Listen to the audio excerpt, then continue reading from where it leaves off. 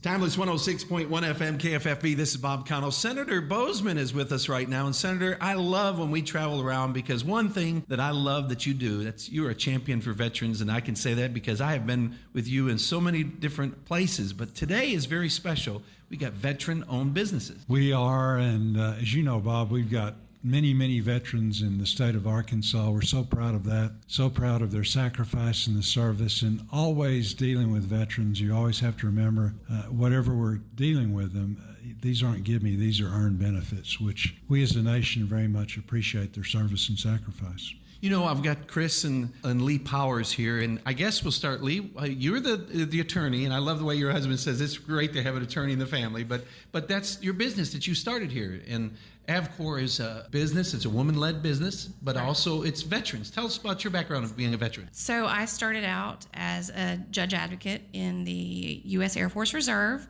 I spent some time on active duty as well, and then transitioned to the Arkansas Air National Guard. So I just completed 10 years of service and decided that this needed to be my 100% focus to grow our business and to keep supporting veterans and in the VA healthcare system, and to try to hire more veterans and military spouses. And Chris, your background, I love the idea that I heard you're talking with the senator, kind of eavesdropping here, but the T6.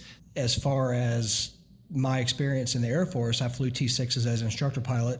And before that, I was a KC-135 aircraft commander. And before that, I was enlisted as a security forces airman in Bosnia and Germany and in Louisiana, and decided I wanted to be an officer and a pilot, and went to college and ROTC. And that's my military service and my story.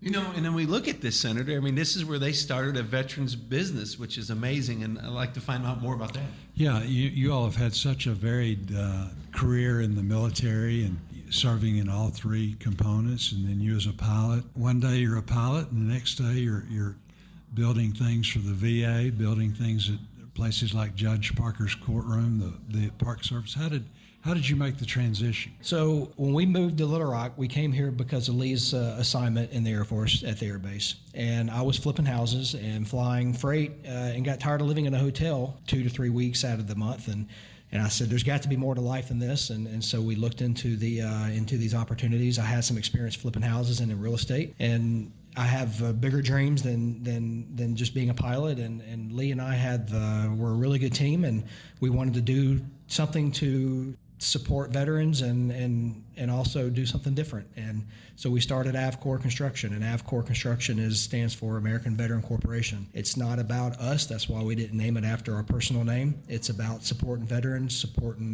the VA, doing good construction work, hiring veterans, hiring military retirees, and if we can, hire military spouses, and just kind of get back to the community in general. And that's really what it's always been. It's never been about us. And our biggest customers are the VA. We do a lot of work in the VA hospital. We renovate compounding pharmacies. We do remediation work for them. We do work for the Food and Drug Administration. We do work for the National Park Service. We renovate processing rooms. We repave the entire National Cemetery in Little Rock. We're repaving the entire campus at Jefferson NCTR. The list goes on, and our goal is to do as much as we can for the community, hire veterans, hire spouses, and just do what we can to give back that way. You know, it's amazing when you hear this, Senator Boozman. When do they sleep? I mean, the entire parking lot of it's amazing. But one thing that I think is really neat, Chris, that you always talked about, that's Lee, because we all know, no offense, Senator, there's so much red tape with government. You got to have a lawyer on the team, and that's where you come in. Yes, I think that's where a lot of small businesses that do government contract work, I think that's where they have problems sometimes, is going through the paperwork, making sure they're in compliance with the regulations, with the federal acquisition regulations, and the contract itself. You can have a specification booklet of 2,000 pages that is incorporated into your contract, and there may be a very small thing in there that the government says, gotcha, that can put people out of business because they didn't either pay attention to it, or it's just so much that they have a hard time navigating it all.